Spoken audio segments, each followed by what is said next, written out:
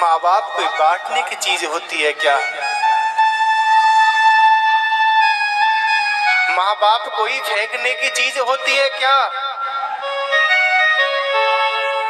जब उस माता के गर्भ में जब शिशु होता है तो वो माँ अपने मन में यही कहती है कि मेरे पेट से कोई बेटा पैदा हो।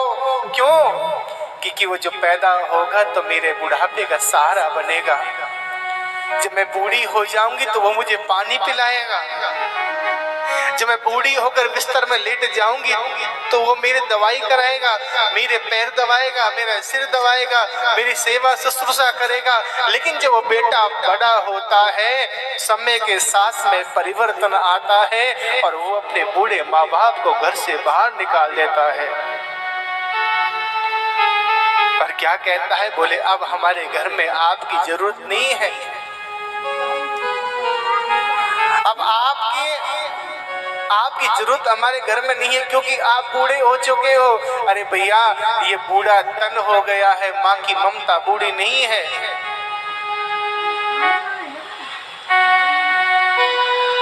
एक सत्य घटना कहूं,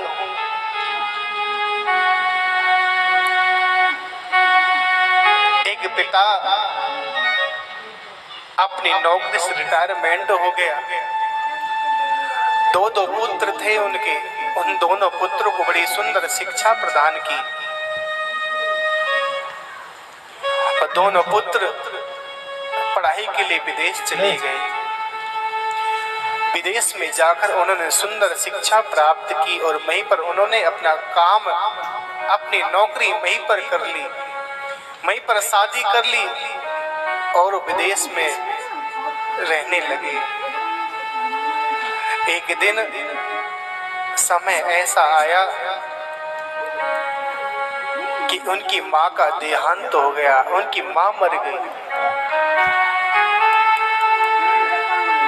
और पिताजी ने अपने पुत्रों को एक पत्र में लिखा था कि बेटा, आपकी माँ मर चुकी है, इसलिए आप शीघ्र आकर अपनी माँ का संस्कार पूर्ण करें।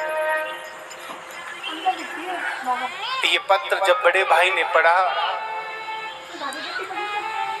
बड़े भाई ने छोटे भाई को कहा, माताएं थोड़ा ध्यान से सुनना।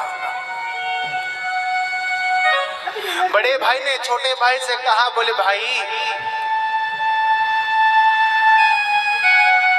हमारी माँ मर गई है, इसलिए ऐसा करते हैं, अभी माँ मरी है तो तुम चले जाओ, जब पिता मरेंगे तो हम चले जाएंगे। छोटा भाई बड़े भाई की बात मानकर तो आ गया। जब वो आ गया तो पिता ने पूछा कि आपके बड़े भाई साहब नहीं आए? छोटे भाई ने कहा, बोले पिताजी, बड़े भैया ये कह रहे थे कि अभी माँ मरी है इसलिए तुम चले जाओ, जब पिता मरेंगे तो हम चले जाएंगे। बोले अच्छा ये बात है। वो पिता दौड़कर घर के अंदर गया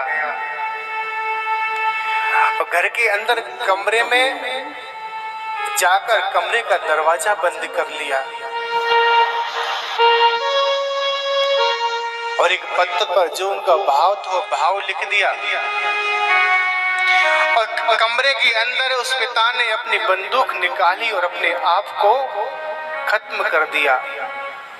जो आवाज आई तो सब दौड़ के गए, दरवाजा तोड़ा, देखा कि पिताजी मरे पड़े हैं।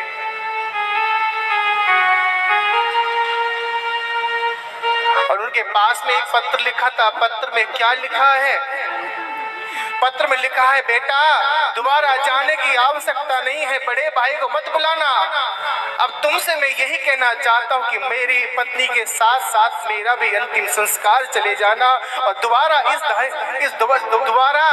भारत भूमि पर आने का कष्ट मत करना।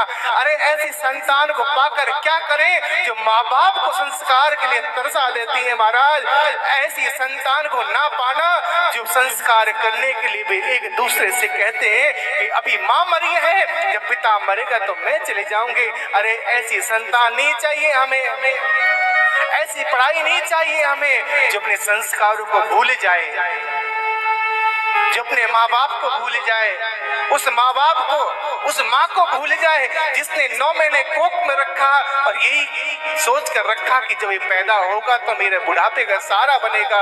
वो पिता जिसने अपना पूरा जीवन अपने बेटे बच्चों के नाम कर दिया, स्वयं टूटी हुई चप्पल में पूरा जीवन बिताया, लेकिन अपने बच्चों के लिए उन्होंने नए नए जूते, नए नए चप्पल का निर्माण किया। स्वयं पिता फटी बनियान में रहकर अपने बच्चों को नए नए वस्त्र पहनाए कि कहीं इनको ये महसूस ना हो कि मेरा पिता गरीब है, मेरे पिता के पास खाने के लिए नहीं है। अरे महाराज, उनसे पूछिए जिनके जीवन में पिता नहीं होता, उनसे पूछिए कि पिता का महात्म क्या होता है। जब घर की जिम्मेदारी आती है ना, तो बड़ा बेटा घर के कोने में जाकर रोता है, कहता है पिताजी काश आज आप होते तो हमें ये सोचना नहीं पड़ता कि हमें क्या करना है, सारे काम आप स्वयं ही कर लेते थे, सारी रिश्तेदारी, सारे समाज को आप स्वयं देख लेते थे। लेकिन आज जब आप हमसे दूर चले गए तो ये पता चलता है कि कर्तव्य क्या होता है, पिता का जीवन में महात्म्य क्या होता है, पिता की जरूरत क्या होता है। और पिता से कहते हैं कि तुमने हमारे लिए किया क्या है। भाई,